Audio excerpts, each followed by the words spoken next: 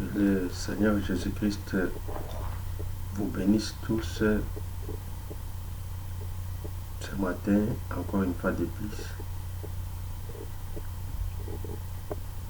Je pense plus de 3 semaines qu'on n'était pas ensemble. Comme je prêchais quelque part, c'est pourquoi je vais parler un peu parce que je vais encore prêcher aujourd'hui. Je vais prêcher en espagnol, après quoi je vais encore prêcher dans l'église quelque part. C'est pourquoi toujours c'est notre thème de Jésus intercesseur. Christ, notre véritable intercesseur, celui qui intercède en notre faveur, qui est assis à la droite du Père, c'est-à-dire dans sa gloire. Et notre sous-thème qu'on est en train de parler dans l'introduction, c'est l'intimidation manifestée.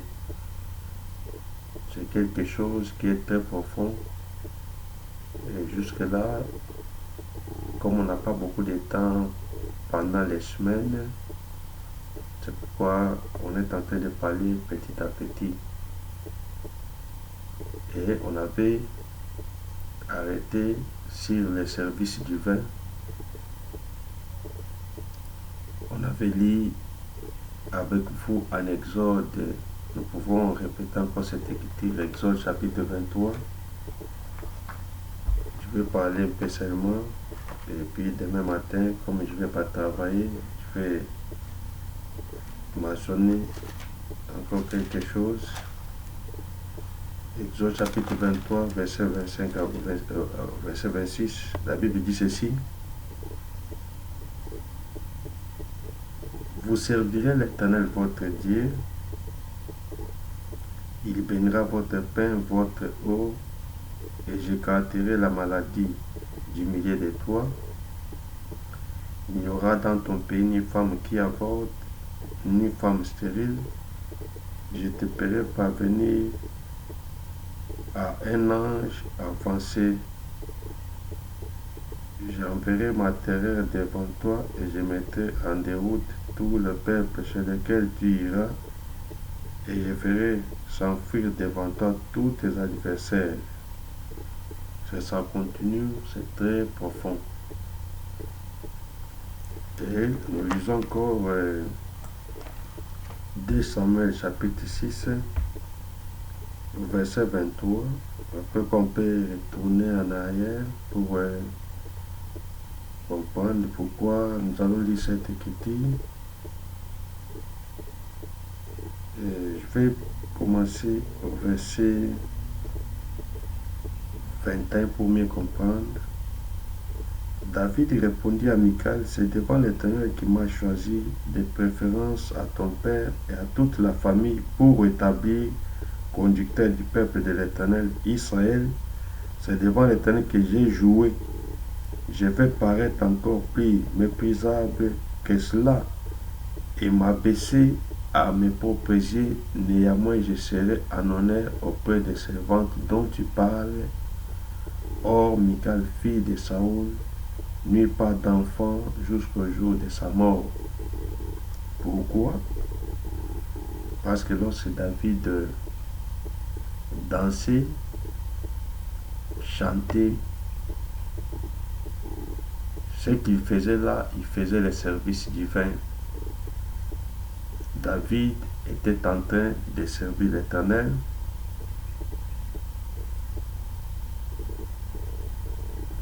Et Michal avait méprisé. Ça, c'est un grand thème aussi que je vais parler toujours dans les services divins sur la danse de David et le mépris de Michal. Maintenant, les services divins, Josué avait dit à Israël ceci. Pour tout ce que l'Éternel a fait pour nous, depuis l'Égypte, des grandes choses que l'Éternel a fait à notre faveur. Quand même, soyons si reconnaissants pour lui rendre un service, c'est-à-dire nous devons faire le service divin. Nous devons adorer et être reconnaissants à ce Dieu, c'est-à-dire servons l'Éternel. Parce qu'un bon serviteur, c'est celui qui établit et celui, chaque jour, se trouve dans le service de son maître. C'est pourquoi Habakkuk avait dit, j'étais à mon poste. C'est très important. Paul a dit ceci, nous sommes plusieurs mais nous formons un seul corps. Et dans le corps, tous les membres sont au service. C'est-à-dire, nous tous, l'Église, comme le corps de Christ, chaque membre a son travail. Et si chaque membre ne travaille pas, le corps ne sera pas en bon état. C'est-à-dire, ce que Dieu a mis en toi, c'est pour contribuer au bon fonctionnement de son corps qui est l'Église. Et en servant l'Éternel, il y a des bénédictions qui suivent. Dieu bénit tout celui qui est à son service. C'est pourquoi Josué appelait le peuple et le peuple avait accepté à servir l'Éternel. Et je pense, c'est là où je parlais sur Élie le prophète, lorsqu'il était retourné en Israël, après avoir découvert qu'en Israël, ce qui faisait leur malheur, ce qui avait créé leurs difficultés, c'était parce qu'Israël tâtonnait des deux côtés. Tantôt Baal, tantôt Dieu. C'est pour cela, par là, je vais dire ceci. Dans un champ, on ne peut pas trouver deux sortes de semences dans un champ. Mais nous savons, c'est l'ennemi qui vient avec une autre semence la nuit, pendant que le propriétaire du champ a semé pendant la journée. Mais l'ennemi vient aussi semer sa semence. Et maintenant, lorsqu'il y a des semences qui croîtent ensemble, le Seigneur avait dit, laissons-les croître ensemble, et les jours de la récolte, c'est alors que nous allons mettre la séparation, c'est-à-dire des bonnes semences, nous allons les épargner, les épargner, et les mauvaises semences seront mises au feu.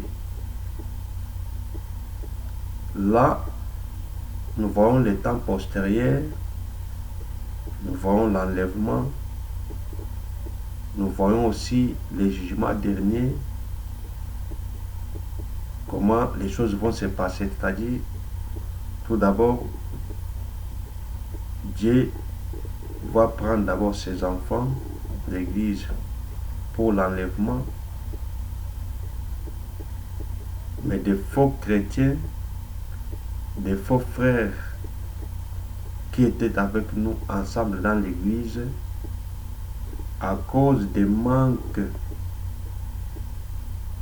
de marcher dans la sainteté, à cause des manques de suivre ce que la véritable parole disait, elles vont rater, parce que même si on est ensemble dans une même évangile, mais ce n'est pas tous qui sont les élus pour les salir. Parce que Judas aussi était là, avait chassé les démons, mais il fut le fils de la perdition. Ça, je parle dans la doctrine, que dans l'église, même si les gens viennent, ce n'est pas tous qui sont des bonnes semences, mais il y a d'autres qui sont des mauvaises semences. Et ce sont ces gens-là qui ont toujours habitude d'infecter les autres par leur comportement. Or, nous, dans l'église, nous ne venons pas poursuivre les hommes, nous ne venons pas poursuivre les femmes, nous ne venons pas poursuivre l'homme du prédicateur, mais nous venons poursuivre la parole de Dieu. C'est ce que Pierre avait dit. Nous nous sommes attachés à toi à cause des paroles de la vie éternelle qui sort de toi. Or, lui-même était cette parole.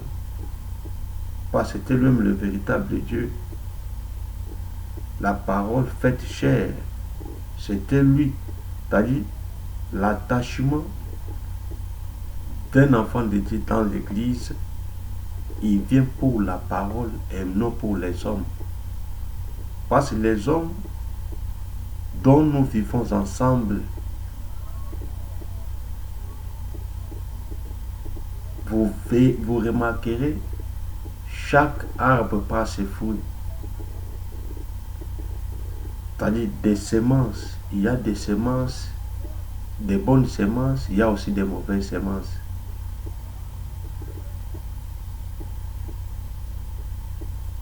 Or, celui qui est une bonne semence, c'est celui qui a le Saint-Esprit.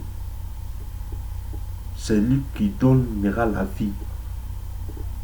Mais celui qui n'a pas le Saint-Esprit, lui donnera que la mort. C'est pourquoi vous voyez, dans une église, au lieu que les gens donnent la vie, les gens donnent l'exhortation aux autres, mais vous remarquerez, une autre personne est en train de critiquer les autres, en disant soit même que moi j'aime pas cette tribu, je n'aime pas ces gens-là. Or, un enfant de Dieu rempli du Saint-Esprit, en lui sortira que la vie. Parce que la vie qu'il porte, c'est cette vie qu'il donnera. Parce que l'on donne que ce qu'on a. Si quelqu'un est charnel, si quelqu'un n'a pas le Saint-Esprit, si quelqu'un est pécheur, il doit communiquer que le péché, ce qui est en lui. Même si quelqu'un est tombé, il faut être prudent lorsque vous partez pour aller réélever la personne. Vous risquez aussi de tomber si vous n'êtes pas prudent. C'est-à-dire, le péché d'une autre personne, lorsqu'il a commis le péché, vous voulez exhorter la personne, il faut lui présenter la vérité. Mais lorsque vous partez pour flatter la personne, vous entrez aussi dans ses péchés.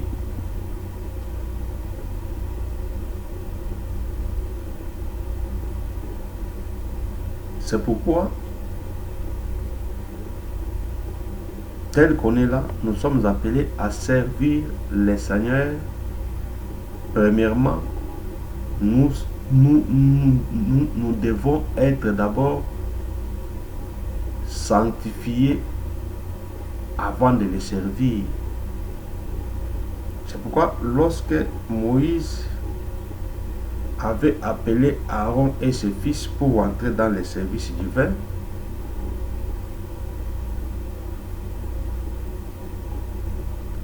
lorsque Moïse les avait appelés, parce que Christ nous a fait un royaume de sacrificateurs. Ici, je parle en général, je parle de l'Église. Parce que les fils d'Aaron, ils étaient des sacrificateurs, c'est-à-dire ils représentent aussi l'Église et les souverains sacrificateurs représentent le Seigneur Jésus-Christ.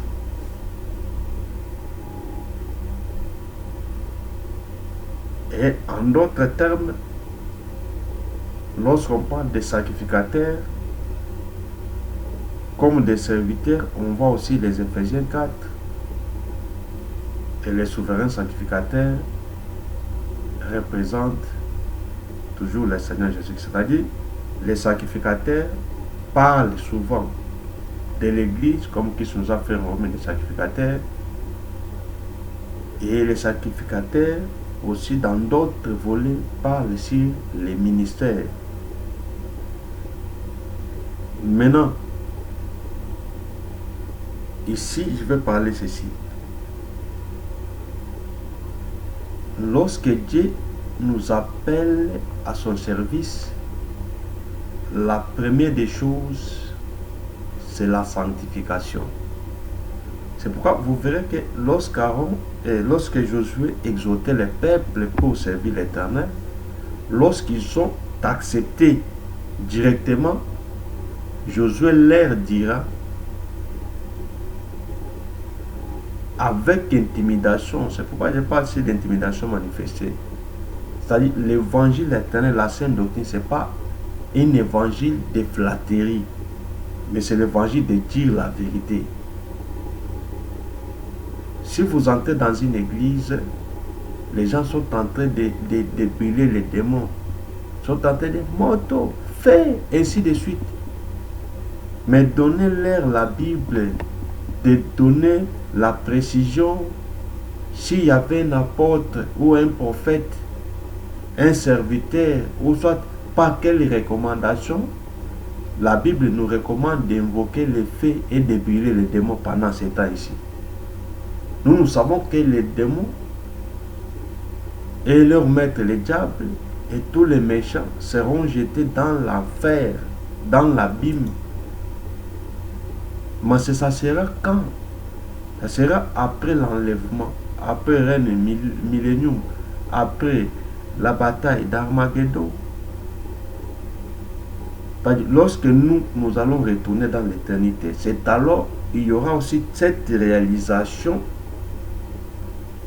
C'est pourquoi de jeter les démons et leurs maîtres et tous les méchants dans l'enfer, dans l'abîme. C'est pourquoi les démons demanderont au Seigneur Jésus de les chasser, et il dira que notre temps n'est pas encore arrivé. Maintenant, toi, avec quelle écriture tu dis fais, et les gens pensent foi, et lorsqu'il dit comme ça, c'est le temps, les démons vont craindre, les démons vont, pendant que les démons eux-mêmes disent au Seigneur que notre temps n'est pas encore arrivé. Prenez la Bible pour me convaincre et pour convaincre le Saint-Esprit. Où est l'écriture qui prouve ce que vous êtes en train de faire? Le Seigneur Jésus-Christ nous a dit, vous chasserez les démons à mon nom et les démons auront quitté. Les disciples ont chassé les démons et ils ont retourné rencontrer au Seigneur. Lorsqu'ils ont prié pour les gens et les démons sont sortis. Et voyez aussi l'apôtre Paul. Lisons en Actes des Apôtres chapitre 16. Et vous me donnerez des écritures qui vous prouvent pour brûler les démons. Il n'y a pas des écritures. Ce sont les histoires que vous êtes en train de prendre dans la rue. Et d'autres personnes sont en train de chercher de l'argent, sont en train de chercher la popularité derrière les souffrances que les gens sont en train de traverser. Tout un enfant de Dieu est prié d'avoir une vie de prière. La parole que nous avons est accompagnée de la prière. Mais il n'y a pas le ministère de prière parce que d'autres personnes sont devenues ministres à cause de la prière. Et moi, je dis souvent aux gens que la prière, c'est notre vie. La prière, c'est notre vie. C'est la vie des enfants. C'est ce que le Seigneur avait exhorté ses disciples les jours de sa mort. Il a exhorté, il a dit, priez, priez pour ne pas tomber dans les tentations. C'est notre vie, c'est la recommandation pour l'Église. C'est pas dit si quelqu'un n'a pas le ministère, il veut de se faire un homme de prière par force et créer des histoires pour faire peur aux gens. Parce que les gens ont peur de la souffrance, les gens ont peur de la mort. Si quelqu'un se fait un prophète pour prophétiser la mort, pour mettre les gens des souffrances, et lorsque les gens ont peur, les gens donnent de l'argent. Et lorsque les gens crient en croyant que les démons craignent la présence du Saint-Esprit, tu pries, même si tu ne pries pas, tu fais l'intimidation, parce que l'intimidation manifestée de la sainte doctrine, c'est l'intimidation pire, parce que la parole ne peut pas flatter une personne, parce que la parole de Dieu, c'est l'épée de Lévi. Lorsque l'épée Lévi fait sortir l'épée, c'est pour tuer, pour être béni. C'est-à-dire, un véritable ministre doit d'abord tuer. C'est pourquoi même un tailleur, avant de commencer de tailler, d'abord, il doit d'abord couper. Il doit d'abord tuer l'habit. Avant que Dieu vienne pour donner la vie, il a commencé d'abord avec les ministères de la mort. Lorsque l'homme était mort dans le péché, alors Dieu est venu maintenant tant que sauveur pour donner la vie de l'habit qui était coupé.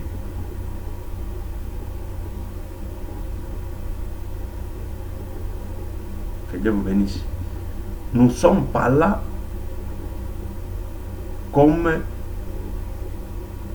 des personnes qui n'ont pas de Saint-Esprit. Nous avons le Saint-Esprit, l'esprit de discernement pour discerner le bien et le mal, pour comprendre qu'est-ce qu'est la vérité et qu'est-ce qu'est le mensonge. Tout ce qui n'a pas de précision dans la Bible, c'est du diable, c'est de l'ennemi. Les gens ont amené les faits étrangers dans les choses de Dieu et ils profitent derrière la prière. Mais nous avons l'enseignement comme les roseaux pour mesurer. On est là pour mesurer tout le monde, pour mesurer des églises, pour mesurer des prédicateurs, pour mesurer des croyants, pour mesurer aussi les enseignements. C'est pourquoi je vais vous dire ceci. La sainteté, c'est ça, la vie d'un sacrificateur. Parce qu'on est là pour servir un maître. On ne peut pas tâtonner les deux côtés. Et celui dont nous sommes approchés pour servir est saint. Et nous aussi, lorsque nous nous approchons de lui pour lui rendre service, nous devons être saints comme lui. Et nous cherchons la paix avec tous. Premièrement, avec les Écritures, c'est-à-dire avec Dieu, nous cherchons d'abord la paix. On ne peut pas mener quelque chose à la femme d'autrui, l'Église, quelque chose qui n'a pas de précision dans la parole, c'est-à-dire le mari de la femme, c'est la parole, c'est Dieu, c'est le Seigneur Jésus-Christ. Ce que le mari de la femme a dit, c'est ce que tu dois donner à sa femme. Maintenant, lorsque vous amenez d'autres paroles à la femme d'autrui, c'est une violation. C'est un grand péché. Vous amenez d'autres enseignements. Vous amenez l'Église à côté au lieu de présenter la vérité. Les gens aujourd'hui cherchent de donner même les églises les noms de Jérusalem, les noms de Salem, les noms de Bethel, ainsi de suite. Ce sont des noms de villes qui ont existé, quelle que soit leur signification. Mais lorsque l'Église a commencé avec le Seigneur Jésus-Christ, lorsqu'il a dit que tu es percé sur cette pierre, je bâtirai mon Église, c'est-à-dire la pierre qui était lui-même la personne de Jésus-Christ comme le fondement de l'Église, la pierre angulaire, d'où l'Église est posée sur Jésus et non sur les hommes, non sur les fausses enseignements, non sur les fausses doctrines. Et cette Église, lorsqu'Aïe manifestation, lorsque cette église était manifestée après le jour de la Pentecôte plutôt, on a vu comment les apôtres ont prêché l'évangile. Et c'était poussé par le Saint-Esprit que ces hommes ont parlé de la part de Dieu. Et jusqu'aujourd'hui, c'est poussé par l'Esprit de Dieu que les hommes ont parlé de la part de Dieu. Et parler de la part de Dieu, c'est respecter la femme d'autrui, qui est l'Église, et donner que les paroles de son mari. Parce que Jean-Baptiste avait dit, l'ami de l'époux n'est pas le propriétaire de la femme, mais lui aussi est content lorsqu'il écoute les paroles de l'époux, c'est-à-dire la saine doctrine, la parole pure, l'évangile éternel, la parole de la précision, lorsqu'un ministre se sent avec cette parole pour aller donner à la femme, il est aussi content de la parole du mari de la femme. Mais lui ne peut pas mener ses propres paroles, c'est-à-dire des faux enseignements, comme des faits étrangers qui avaient provoqué la mort des fils d'Aaron. C'est-à-dire la sanctification doit commencer d'abord par la parole, par la vie. C'est-à-dire tout ce que nous vivons doit être sanctifié, doit être saint. C'est pourquoi Jésus recommanda ses disciples à l'Éternel en disant, Père, sanctifie-les. Non avec une autre chose, sanctifie-les par ta parole, car ta parole est la vérité. C'est-à-dire la vérité sanctifie. La parole de la vérité, c'est la sainte doctrine, c'est l'évangile éternel qui sanctifie, en commençant d'abord par la nourriture qui est la parole. Nous devons manger une parole sans levain, c'est-à-dire une parole pure, une parole sainte, c'est-à-dire un agneau sans tache, sans défaut. C'est ça, ce que nous devons manger. Josué leur avait dit ceci. Comme vous avez accepté de servir l'Éternel, mais sachez, ça c'était l'intimidation maintenant, sachez-les que c'est un Dieu saint. Cherchez la paix avec tous. Sans la sanctification, personne ne verra Dieu. Même si tu marches, tu dis que moi je ne pêche pas. Mais tant que tu vis dans les faux enseignements, tu vis dans le péché. L'autre, tu vis dans l'hypocrisie. Même si tu ne commets pas l'adultère, tu vis dans le péché. Si tu as la haine envers les autres, tu n'aimes pas la progression des autres, si tu n'acceptes pas les grâces des autres, tu vis dans le péché. Servir Dieu, c'est vivre dans la sainteté d'abord. C'est pourquoi, comme je vous ai dit, nous allons lire Actes pour Paul, après quoi je vais conclure avec la sainteté là-bas, parce que comme on n'a pas le temps, ça va nous amener très loin. C'est pourquoi j'ai toujours évité d'entrer dans d'autres chambres, parce qu'on n'a pas beaucoup de temps. Actes des Apôtres chapitre 16, nous lisons au nom du Seigneur Jésus-Christ. La Bible dit ceci. Là, au verset 17, c'est là où je vais conclure. Elle s'est mise à nous suivre, Paul et nous. Et cria, ces hommes sont les serviteurs du Dieu très haut. Ils vous annoncent la voie du salut. Elle fit cela pendant plusieurs jours. Paul, excédé, se tourna et dit à l'esprit, je t'ordonne au nom de Jésus de sortir d'elle. Et il sortit à l'air même. Ça, à part que les apôtres, lorsqu'ils marchaient avec le Seigneur Jésus, ils ont chassé les démons. Le Seigneur lui-même a fait chasser les démons.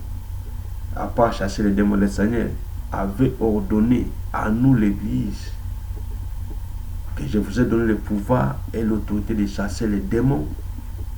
Et les démons vont vous obéir à mon nom. Les démons sortiront. Ici encore, Paul blâme les esprits qui parlaient dans la femme qui avait l'esprit de Python. Et Paul a recommandé à ces esprits de sortir. À l'heure même, les esprits sont sortis. Et souvenez-vous aussi des fils de Seb. La Bible dit ceci, que ces enfants voulaient chasser aussi les démons. Et les démons ont existé à ces enfants. Ils ont dit que Jésus dont vous citez, nous le connaissons. Et nous connaissons aussi Paul. Mais vous, et par là vous comprenez que il y a la prière de chasse aux démons. Mais il n'y a pas une prière de brûler des démons. Là, je vais insister parce que c'est un fait étranger qui est entré dans l'évangile. Jusque-là, si les gens suivent des faux enseignements, cherchez-les très bien. La prière prendra fin. La prière, c'est pour la chair. Tant qu'on est encore ici sur la terre, la prière est importante. C'est pourquoi lorsque le Seigneur portait aussi cette chair que nous avons, moi et toi, il menait la vie de prière nuit et jour. Mais sachez-le très bien, la seule chose qui nous accompagnera en éternité, c'est la parole de Dieu. C'est pourquoi la prière doit être accompagnée par la parole de Dieu. Parce que la Bible dit ceci, tout est sanctifié par la parole d'abord et par la prière. Et nous savons que la prière, c'est le sacrifice. Mais la prière, c'est l'autel. Ce n'est pas le sacrifice qui sanctifie l'autel, mais c'est l'autel qui sanctifie l'offrande. C'est pourquoi ils ont demandé à Seigneur, Seigneur et Maître, enseigne-nous comment prier. C'est d'abord l'enseignement qui entraîne la prière. D'abord, il devait leur enseigner comment prier. Maintenant, lorsque dans la prière, il y a des confusions, les gens invoquent le sang. Cependant que le sang avait coulé une seule fois à la croix, et aujourd'hui, pour entrer dans le travail du sang de Jésus-Christ, qui est l'œuvre de la grâce, c'est croire à la véritable parole. Lorsque vous croyez à la véritable parole, qui est la sainte doctrine, directement, l'intercession du sang de Jésus, l'intercession que le Seigneur Jésus-Christ est en train de faire, comme le souverain sacrificateur, qui est en train, non avec le sang des boucs et des taureaux, mais qui présente nuit et jour son propre sang. Il est en train de faire l'intercession, parce que jusque-là, Aaron est encore dans le tabernacle, Aaron et Moïse. Et les jours où ils vont sortir, c'est les jours où les peuples vont se réjouir. Or, les jours de leur sortie, c'est les jours de l'enlèvement. Mais tant que Aaron est encore là, c'est-à-dire c'est le temps de l'intercession où il est en train de continuer de présenter son sang. Et c'est pourquoi nous appelons ce temps le temps de la grâce. Parce que le travail du sang de Jésus-Christ continue. Mais quel sang que toi tu es en train de demander pour sanctifier des nourritures, des chaises, des lits partout. C'est une confusion avec l'écriture. C'est pourquoi je ne peux pas prêcher Apocalypse. Je ne peux pas prêcher les 70 semaines de Daniel. Toutes ces choses-là, tant que l'église est dans la confusion, les gens ne savent pas comment prier. Les gens ne savent pas quelle est la vraie église, qui est le vrai ministre, quelle est la vraie adoration, et quoi serais-je ministre si le peuple est dans la confusion. C'est ce qu'Élie avait remarqué, le peuple est dans la confusion. C'est pourquoi il avait dit qu'aujourd'hui, qu'on nous amène à la montagne de Carmel, là-bas, c'est là où tout va se concrétiser, c'est-à-dire c'est là où les peuples devaient comprendre toute la vérité. Et la montagne de Carmel, c'est la sainte doctrine. Parce que dans la sainte doctrine où les peuples vont comprendre toute la vérité, ils vont comprendre les mensonges, c'est-à-dire ils vont découvrir le mensonge et la vérité. C'est pourquoi ces jours-là, les peuples ont compris que c'est l'Éternel qui est Dieu. Baal n'est pas Dieu au mont Carmel. Lorsque vous acceptez la sainte doctrine qui est l'évangile éternel, c'est là où vous aurez la précision de la vraie adoration. C'est pourquoi je vous ai dit ceci. Josué a dit, il est Dieu saint. C'est là où il y a les problèmes. D'abord, cette parole doit être d'abord une parole sainte. Ceux qui portent cette parole, des hommes saints. Ceux qui écoutent cette parole, des hommes saints. C'est pourquoi Paul avait dit ceci à Timothée, que l'évangile dont tu prêches là, cet évangile d'abord doit te sauver, te rendre d'abord toi saint, doit sauver ceux qui t'écoutent, c'est-à-dire doit les rendre aussi saints. Comme lui est saint, ceux qui portent cet évangile saint, et ceux qui écoutent aussi saints. C'est ça la vie du salut. C'est pourquoi Paul a dit ceci, soyez mes imitateurs comme moi je le suis de Christ. Lorsque l'huile descend sur la tête, après quoi vient sur la barbe d'Aaron, après quoi descend sur les vêtements. La tête comme le Seigneur, c'est lui l'homme saint, le véritable Lévi. Il doit sanctifier aussi la barbe qui est le ministère, et le ministère qui va communiquer le peuple qui est le corps. Maintenant, si le ministre d'abord, lui, n'a pas encore été, il n'est pas loin, n'est pas sanctifié, comment lui doit sanctifier le peuple? Il n'est pas en communication avec le Seigneur. Mais lui, ses prédications, il prend les prédications chez les autres. Il lise les livres des gens. Tout ce qu'ils ont fait comme commentaire, c'est ce que lui aussi amène. Et vous verrez un prédicateur pour prêcher, il faut écrire sur des papiers. Tu n'as pas les ministères, il faut abandonner. Il ne faut pas mentir, même ta femme. Il ne faut pas forcer. Moi, lorsque je prêche ici, je n'ai pas eu même le temps de me concentrer comme les autres la font. Le ministère, c'est un don. Lorsque Dieu te donne le ministère, tu ne peux pas forcer quelque chose. Le ministère est automatique. Dieu donne le don que Dieu donne pour l'Église. Ce n'est pas quelque chose à forcer. Nous gênons, nous prions pas, c'est notre vie. Mais un ministre ne peut pas gêner pour que Dieu lui donne l'enseignement. Parce qu'il lui a donné le ministère. C'est un don que Dieu a donné. Il ne faut pas forcer ce que Dieu ne t'a pas donné. C'est pourquoi, pour terminer, on avait lu ici, concernant la femme de David, cette femme avait méprisé David les jours où David dansait pour l'Éternel. David faisait le service divin et Michal était là pour mépriser. Et il avait dit à David, qui est ce roi qui peut se faire baisser et humilier devant les serviteurs et devant les servantes? Et David avait dit, c'est devant Dieu que je me suis humilié. C'est devant lui que je danse. Je préfère apparaître encore apparaître encore méprisable devant lui. Écoutez ce qu'il dit.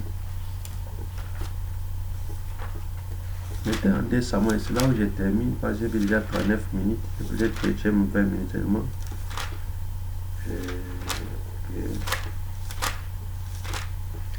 Verset 1. Il a dit ceci. David dit ceci.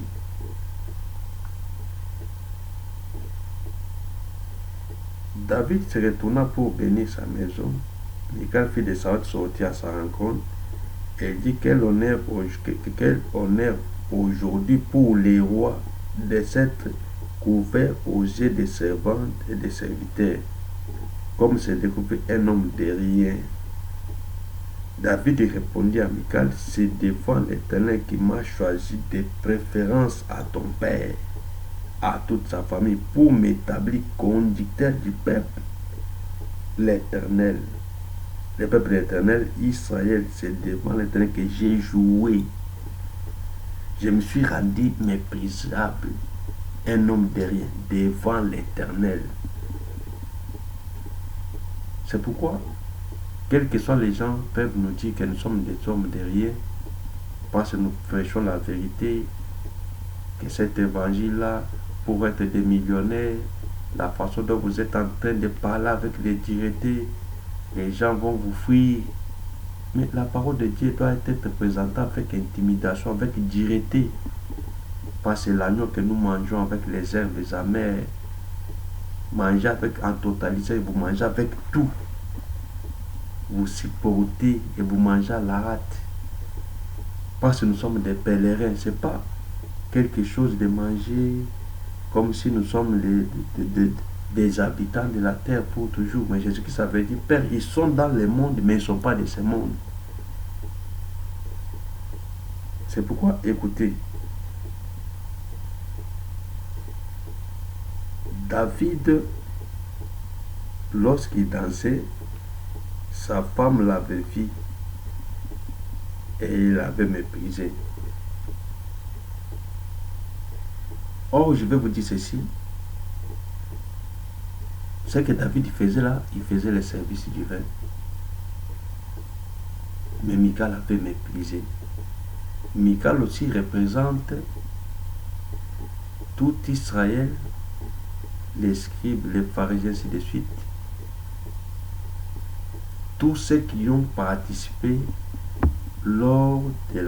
lorsque Jésus-Christ avait pris la chair, le corps d'un homme, lorsqu'il avait marché en Israël. Ce qu'il faisait là, c'était la danse de David. Et les autres les méprisaient. Le fils du charpentier, nous connaissons très bien sa famille.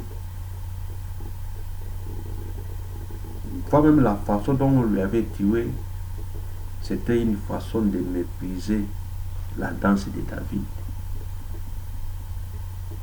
Or, en méprisant la danse de David, il y a des malédictions qui suivent.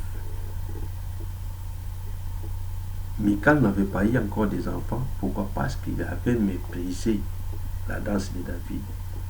Or, la danse de David aussi, c'est le service divin. L'œuvre de Dieu, nous devons prendre le service divin avec respect. Les respects devant le service divin. Les gens aujourd'hui prennent l'œuvre de Dieu à la légère. Même s'il n'est pas ministre, on lui donne la chair, il est content pour prêcher. Mais qu'est-ce que Paul a dit? Lorsque je viens chez vous, je viens dans un état de tremblement et de faiblesse. C'est-à-dire, Paul ne vient pas pour prêcher, pour être vu, mais il tremblait. C'est ça, un véritable ministre. La chair, ce n'est pas un endroit de demander que j'ai sentiment. Dieu m'a donné un message pour prêcher. Quel message? En dehors de la sainte doctrine, quel message? Même si Dieu t'a dit de parler sur la foi. Mais il ne faut pas écrire sur des papiers. Il ne faut pas prêcher des histoires des enfants, donner des témoignages inutiles. Lorsque Dieu te donne la nourriture, c'est-à-dire c'est la précision, la véritable parole, pour faire sortir les captifs, les gens qui sont dans la prison, pour amener les captifs plutôt, c'est-à-dire prendre les gens qui sont dans la prison, les amener, c'est-à-dire libérer tous ceux qui sont dans des faux enseignements, tous ceux qui sont dans les fausses doctrines. Vous faites sortir ces gens-là, c'est ça. C'est que Dieu peut envoyer quelqu'un, que Dieu m'a dit. Tu prêches les histoires des enfants et tu lis sur les papiers que Dieu m'a dit. Il faut craindre l'Éternel, parce que le commencement de la sagesse. La chair, ce n'est pas un endroit de blaguer que les gens aujourd'hui, à cause du manque de l'argent, manque de travail, les gens se sont fait et même des ministres. C'est la manque du respect devant les services divins. On ne peut pas aider l'Éternel.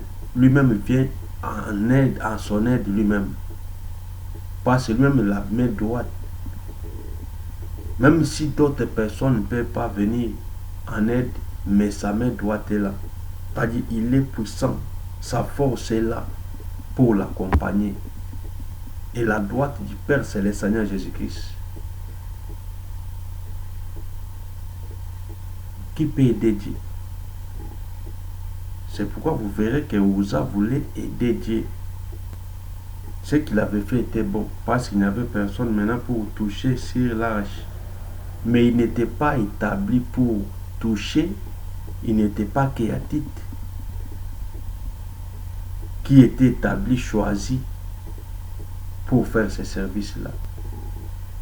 Il faut qu'on te choisisse. Il faut qu'on t'accepte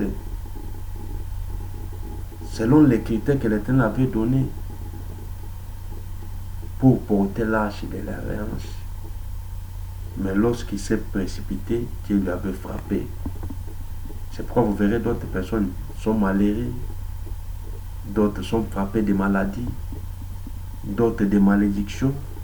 Pourquoi? Pour accepter ce que les gens leur donnent. Il y a d'autres personnes, quelqu'un lui a appelé que non, je vais te faire un ministre, ceci, cela, ta vie sera comme ça. Est-ce que tu as les ministères? Craignons Dieu, vivons dans la sainteté. Et Dieu avait frappé Mika tous les jours de sa vie. Elle n'avait pas eu des enfants. Or, il avait dit, vous me servirez, je vous bénirai. Il n'aura pas de stérile, ni la femme qui avortera. Et je vous avais dit ceci, des stériles, c'est toute personne qui écoute la parole. Parce que la parole, c'est une semence. Et cette parole entre. Mais cette parole n'a pas d'effet dans cette personne. C'est une personne stérile. Depuis qu'il avait commencé à écouter l'évangile, il a plus de 30 ans dans l'évangile. Mais ses œuvres, sa façon d'être, vous ne verrez pas les signes de l'évangile. C'est-à-dire c'est une stérile. La semence n'entre pas en lui. Et la femme qui avorte, c'est la femme dont la semence entre, la semence sort. Il y a d'autres personnes, même s'il écoute l'évangile, après quoi, si vous demandez, et il a tout oublié. Et vous verrez une personne qui se glorifie, il est dans l'évangile, vous commencez à causer avec le frère, vous sentez qu'il n'a pas de base. C'est pourquoi, chers ministres, même lorsque vous prêchez dans vos églises, il faut sentir. C'est d'autres ministres qui vont sentir votre capacité par rapport aux croyants que vous êtes en train de prêcher. Prêcher des gros thèmes, c'est pas un problème. Former les peuples,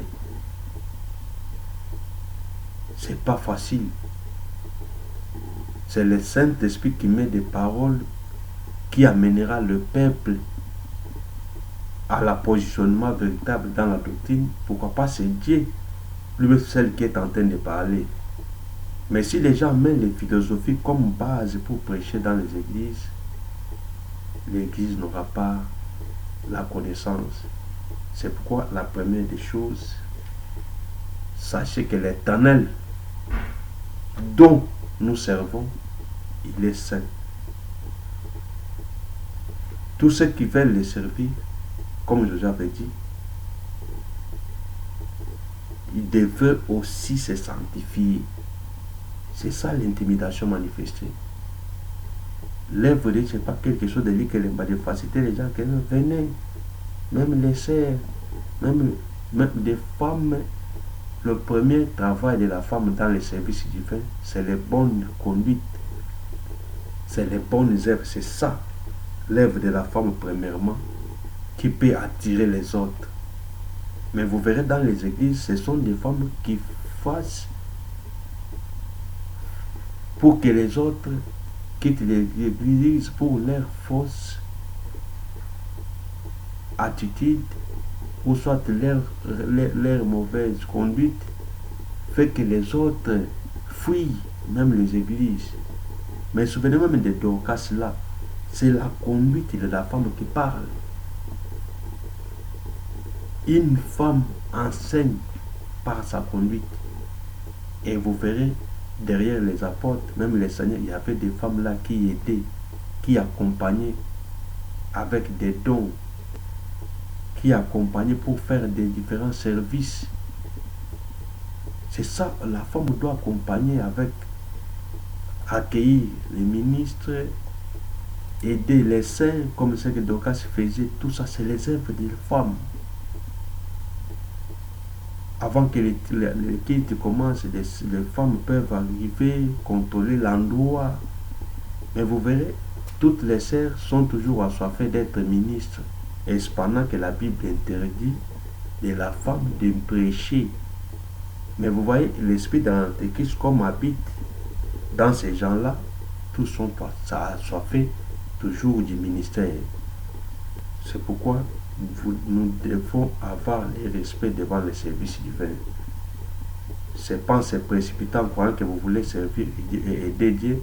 Dieu va vous frapper comme il avait frappé Uza, parce que Uza voulait faire quelque chose de bon, mais Dieu lui avait frappé. Mais sans oublier que Uza était le type de Christ qui, par sa mort, lâche devait aller chez les Philistins. Or, lorsque Jésus-Christ prêchait, Jésus avait touché à d'autres choses que la loi lui avait condamné, et la loi avait tué le Seigneur avec raison, parce que quelqu'un qui pardonnait les hommes, c'est-à-dire qui se disait que c'est lui qui est le véritable Dieu, il est le Fils de Dieu, par rapport à la loi, il faisait des miracles, il travaillait pour les jours du sabbat. C'est-à-dire, il a touché là où il ne fallait pas toucher. C'est pourquoi on l'avait tué. Et maintenant, sa mort a fait que l'arche de l'alliance aille dans la maison d'Obed-Edom. C'est-à-dire, la mort de Christ nous a facilité nous.